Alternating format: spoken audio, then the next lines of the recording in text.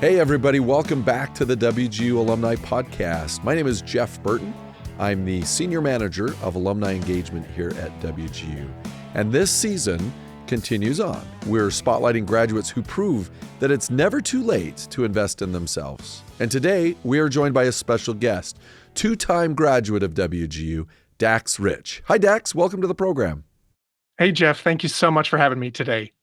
All right, so for background, Dax has worked for leading U.S. companies including Zillow and Amazon Web Services. He's currently based in the Fort Worth, Texas area, and he also records a popular podcast on the side, Enrich Relationships. And Dax, I got to say, anytime we can support a fellow podcaster, we're going to have you on the show, man. Hey, that's awesome. Love it. All right, let's jump in. Dax, I understand about a year or so ago, you lost your job, and that surely was both scary and unnerving. If it's okay with you, Dax, I'd love to have you walk us through what that experience looked like. Yeah, Jeff, happy to do so. Well, I'll tell you, it was a day right before my birthday. So I always remember that because there's a lot of planning that we had going on to make it a fun week at work and at home. And I remember waking up to a peer calling me and saying, "Did you get the email?" And I was caught off guard. It's 7 a.m. No, I didn't check my email yet. Go check your email, he says. And I go quickly check my email. I don't see anything. Try to turn on my work laptop. Blank screen. Nothing there. In fact, it shuts down on me. And I was nervous for a moment. I call him back and I say, "I can't get into my computer. I don't have an email. I don't know what's going on." Right then I got an email saying I'd been part of a mass reduction in workforce. 2,000 of us were removed from our positions as part of a layoff. And I just remember those 3 days that happened from then on was just filled with a lot of confusion, a lot of tears, and a lot of questions. A lot of questions wondering why, what does this mean for us? Where do we go from here? The company was gracious enough to give us 90 days of payment to allow us to look for work. But for a lot of folks, they'd been with the company 10, 15, 20 years, had never even thought a day in their life about looking for other work. So it was incredibly emotional.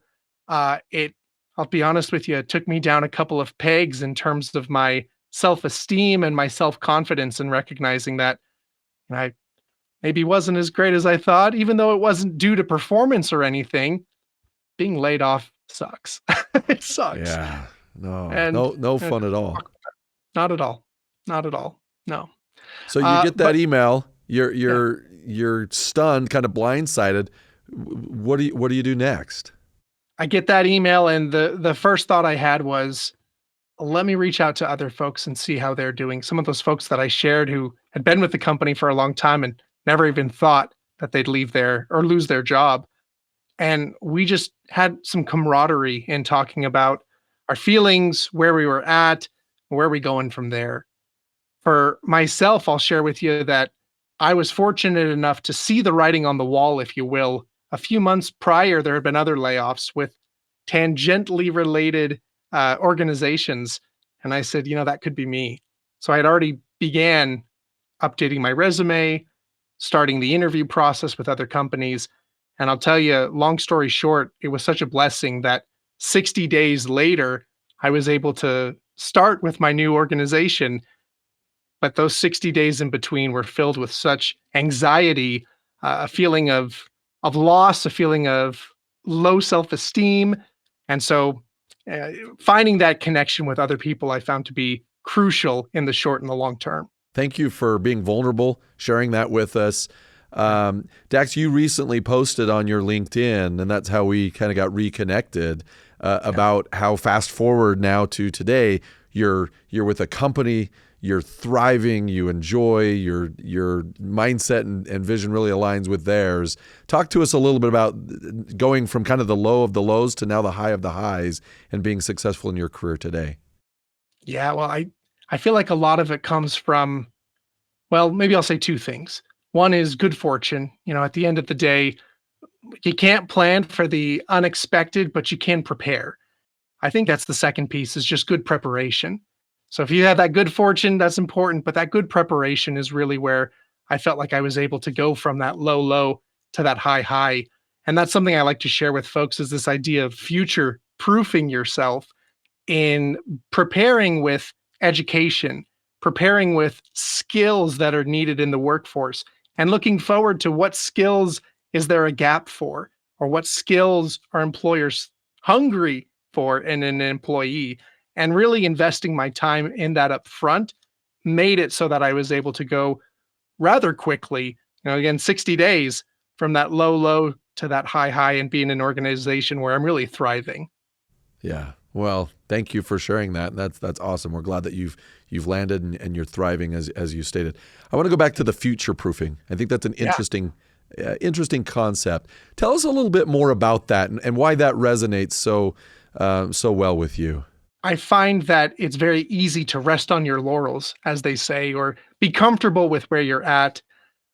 But having been involved in a layoff, having seen great peers and leaders and family members be involved in reductions or just life hitting you hard when you don't expect it to, I found a need to future proof yourself. And the way that I found to do that is, again, just investing in those skills that are desirable. In the short run, I found that expanding your network and expanding your influence, reaching out to folks through LinkedIn, WGU's alumni community has been a great resource for me. In fact, I've worked with a couple of alumni in the past roles that I've had because of that community and because of those doors that have been opened. And really just being able to sit down and say, whatever's going on in my life, every 6 months, I'm going to update my resume and I'm going to effectively challenge myself and say, am I as desirable as I was 6 months ago? If not, what can I be doing to improve that resume and improve myself? Kind of piggybacking on our conversation about future proofing, how are you staying up to date on technology and disruptive innovations, especially in the world, in the land of AI? Glad you brought that up there, Jeff. AI, I feel, is the future. I heard somebody describe it as kind of the internet when it came out. Folks were hesitant about it, thought it was a passing fad. Here we are doing a great podcast via the internet. Yeah. So with AI, I feel like it absolutely is the future. What I've found is, first and foremost, there's a lot of opportunity to learn about AI. And I'm grateful to work for an employer who invests so much in AI. I've been able to experiment with tools like Google Gemini, Glean, ChatGPT, of course, even things like Google's Notebook LM, which is pretty cool. It allows you to create a podcast with meeting notes. So lots of ways to use AI in innovative ways. But what I've also noticed is that folks just don't know what they don't know. So when they think about AI, there's this hesitation or in some cases fear about using AI, when in reality, if we take that leap, if we ask, what don't I know? Or what would I like to learn more about? Or in a dream world, what could AI do for me? That's where I found I've learned the most and been able to utilize AI to, for example, build a website on coaching, which is just a past project I did a few weeks ago. Google Apps scripts took some ideas that I had, and ChatGPT put it into actual code and created a whole coaching website in 30 minutes for my Wow. organization. Yeah, pretty amazing. Wow. That is really, really cool. So I want to go back to something that we were just talking about in the navigating the space of uncertainty. Yeah. Was there something unexpected that you learned about yourself during that trying time? For me, it was learning that I was more resilient than I thought. Like I shared, those first 3 days of getting the news about the layoff were the most difficult.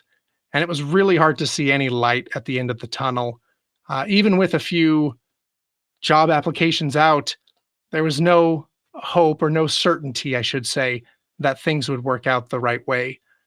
But as I got past those 3 days and really started to challenge my negative self-talk, the negative self-talk saying, you're not as good as you think you are. There's not a light at the end of the tunnel.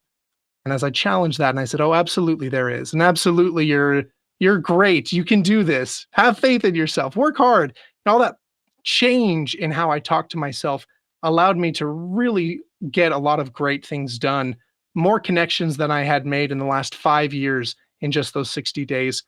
Three different job interviews where, yes, two were declines, but still had that confidence to keep moving forward. And I found that that resilience came as I challenged that negative self talk. You talked about resilience. I'm curious, is there somebody that you look to that is just the epitome of being resilient? Yeah, I have to give a plug to my father. And maybe we'll talk a little bit more about it here in a moment. But my father has helped me to create a great podcast, The Enriched Relationships, as you shared. And part of the reason I turned to him to be a co-host in the first place is because he's such a great example of those leadership capabilities, namely resilience. He too has lost his job at a time where he had four kids who were in college and in high school, and his expenses were far greater than mine at the time I lost my job. And he was without a job for a full year. So 60 days is nothing compared to 365. But he always had that positive can do attitude. He always prioritized family, and he knew how to bounce back when the emotions got to be too much. So I always look up to him as an example of resilience. That's great. What a great example that you have in your life. Let's stay there on the podcast. Tell me a little bit about Enrich Relationships podcast and why you created it in the first place. About 4 years ago, I was looking at my career direction and I was asking myself, where do I want to be 5, 10 years from now? And I really felt like I wanted to take what I was doing in leadership development and share it with more people. Small things, at least to me, that seem small, such as bringing empathy into a conversation or asking open-ended questions to understand someone else's opinion. I found that a lot of folks just didn't know how to approach those topics. And so I felt like I wanted to write a book about all of that, share that experience. My father had just finished writing a book for his PhD program, and he said, I'd love to write a book too. Let's get in on this together. And so for 2 years, we put together this book to help people build the leadership skills that would help them not only at work, but also at home. And then one day, 2 years later, we were sitting on an airplane and we turned to each other and we said, folks here, they're not reading books right now. They're all listening to podcasts. And so we realized, you know what? If we want to help folks, we need to reach them the way they want to be reached. And that's with a podcast. So we pivoted there. And that's really where Enrich Relationships came from. It was this idea of helping folks build those skills to help them at work and at home. And in bite-sized segments, only 5 to 10 minutes is typically the episode duration.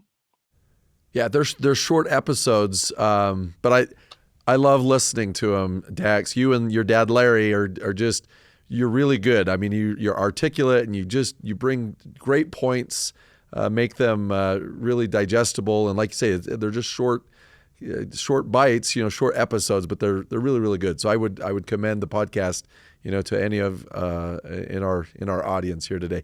As you've recorded the podcast, can you think of a key takeaway recording and producing these episodes? Yes.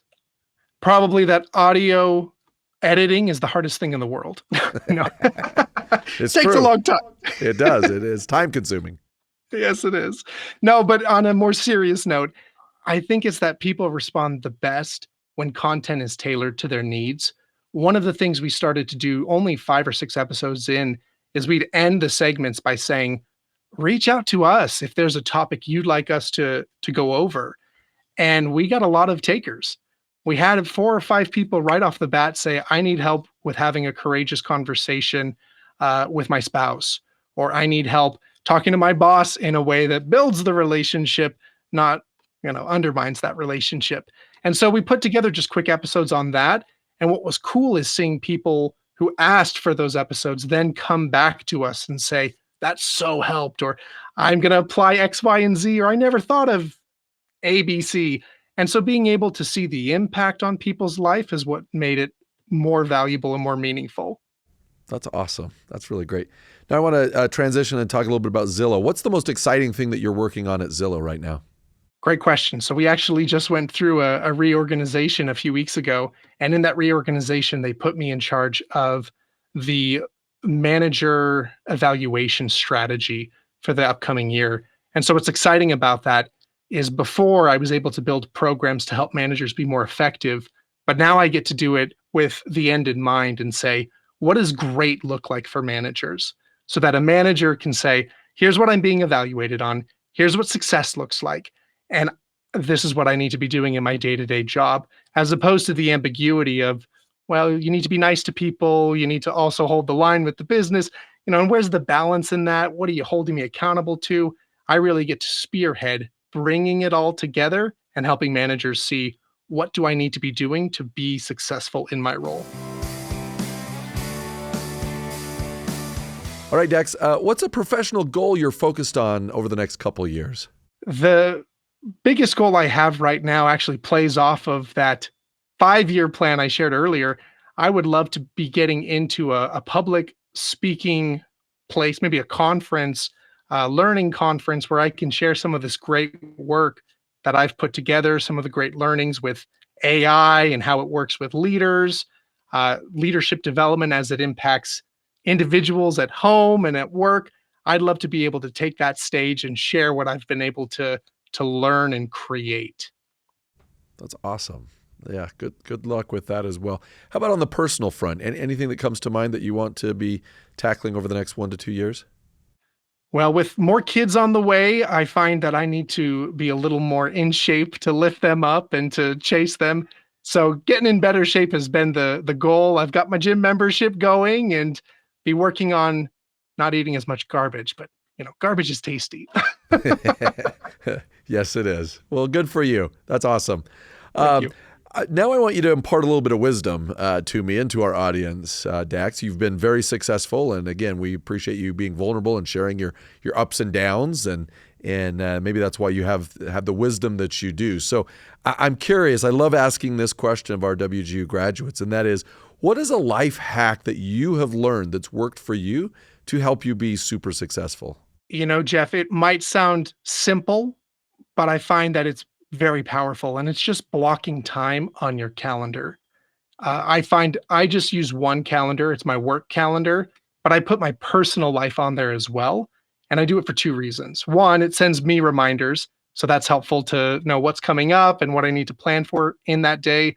And two, it lets other people know to not interfere with me during that time. So even small things like lunch, or this week I have an hour block set that says, watch a LinkedIn learning video. Small things like that I find help me with accountability and help reduce the noise that comes in. I'll share just an interesting statistic from a previous company. We did an internal audit of how people were using their calendars. We found that people who did not put a lunch block in their calendar were 78% more likely to not take their lunch. So to that end, I just find putting it in is a game changer.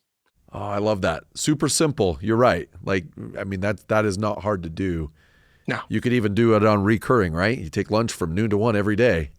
I also like the suggestion, though, of it, again, kind of how we teed this episode up, investing in yourself by doing a LinkedIn learning program or something else that might be beneficial. Never forgetting to invest in your development. That's awesome. That's great. Absolutely. I want to ask you an advice question. That is, for those that might be tuning in today that want to chase a dream or want to go after a goal, and maybe they're wondering, are they too old? Is it too late to invest? Is it too expensive or too time consuming or whatnot? What kind of advice would you give to these individuals in pursuing their dreams?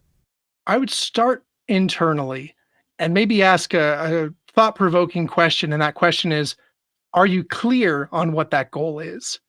For a lot of us, we say, well, my goal is to get a promotion, or my goal is to retire soon. And they're lofty or perhaps ambiguous goals. But being very clear on what that goal is makes it a lot easier to then plan those milestones, the next steps, and really understand, who do I need to involve in making that a reality as well. So that's where I would start is, are you clear and crisp with what that goal actually is. Dax, this has been so great, and I've loved you sharing your journey with us, the bits of wisdom that you've shared with us. It's been a lot of fun. Now I want to see if you're willing to sit on the hot seat and have some rapid-fire questions so folks can get to know you a little bit better. How does that sound? I'll brace myself. I'm ready. All right, let's do it. So from the nest, Dax, are you an early bird or a night owl? Night owl, easy. First thing that you do in the morning?